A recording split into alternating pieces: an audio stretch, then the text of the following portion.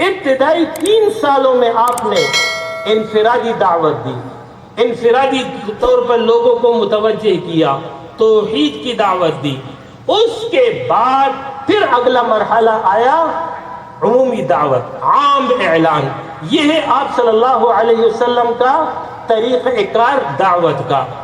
دوسرا کام آپ نے یہ کیا کہ جو افراد آپ کے قریب آ گئے، نمبر 1 تطہیر افکار، ان کا عقیدہ پاک کیا، ان کو شرک سے نکالا، ان کو کفر کی غلاظتوں سے باہر کیا، وَيُزَكِّيهِمْ، ان کو پاک کر دیا۔ یہ ہے تطہیر افکار۔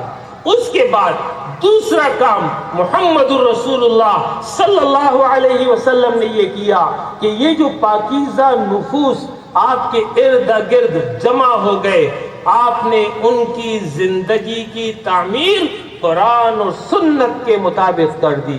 لہذا تعمیر سیرت یہ دوسرا کام تھا جو رسول اللہ صلی اللہ علیہ وسلم نے کیا۔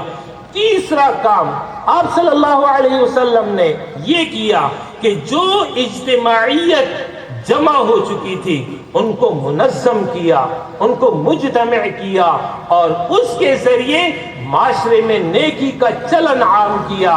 انہی کے ذریعے دعوت دین، ابلاغ دین، اشاعت دین، اقامت دین کی جد و جہد جاری رکھی۔ اصلاح معاشرے کا کام ان سے لیا۔ اور چوتھا کام انقلاب امامت۔ یہی وہ صحابہ کی جماعت تھی کہ جس کے نتیجے میں آپ صلی اللہ علیہ وسلم نے 23 سال کے مختصر عرصے میں پورے عرب پر کلمہ لا الہ الا اللہ عملا قائم رائج نافذ کر دیا۔